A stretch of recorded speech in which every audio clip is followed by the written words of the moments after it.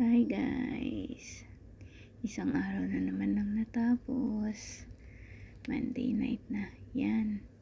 Ang buhay ng isang OFW. Tanaw sa malayo. Isipin na matatapos din ang taon ng paghihintay at makakasama ang pamilya. At lagi isipin na patuloy ang laban sa pangarap. Mahirap, malungkot, nakakapagod. Pero lalaban para sa pamilya. Hindi man natin makuha sa ngayon, alam natin darating na bukas ibibigay ni Lord ano mang hinihiling natin, ano mang mithiin ng puso natin, ibibigay niya. Sa patuloy tayo magsumikap. Hindi madali, mahirap ang maging malayo sa pamilya, pero patuloy ang laban natin, patuloy ang pangarap.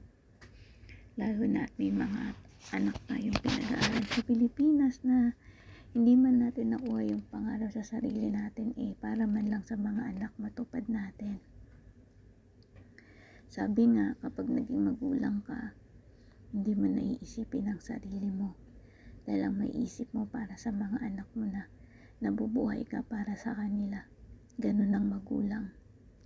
Mananay o tatay pa yan, iisa lang ang mithiin, ang maibigay ang magandang buhay at magkaroon sila ng sapat na kaalaman na mabuhay sa mundo, na sa pagharap nila sa sariling buhay nila, hindi sila matatakot, magiging matatag sila. Tulad natin, kung paano tayo pinakawalan ng mga magulang natin nang humarap tayo sa buhay pamilya.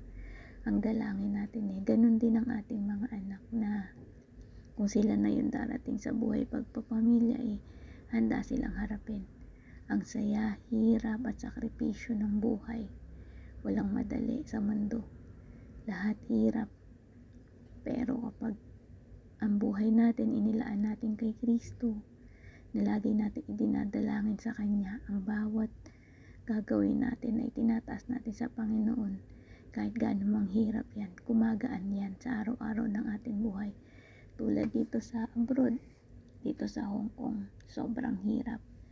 Pero sa bawat oras na nararanasan ko ang hirap, nakaramdam ako ng pagod, dumadalangin ako na, Lord, bigyan mo ko ng sapat na lakas at tibay ng kalooban na makaya ko pa, na makaya ko ang buhay, ang lungkot, pagod at ang sakit.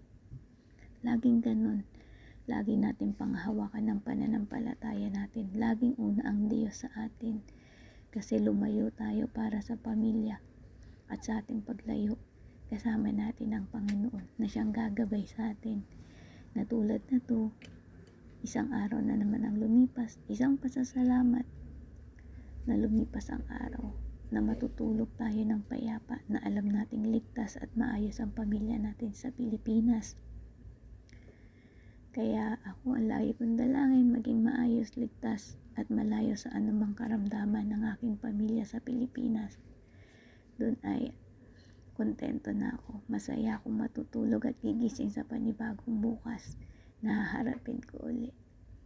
So yun lang guys, lagi nating tandaan, una ang Diyos. Laging mag-iingat at don't forget to like, share and subscribe to my channel. Lagi nating idadasal ang kaligtasan, ang pagpupuri para sa Kanya lamang. So yun lang guys,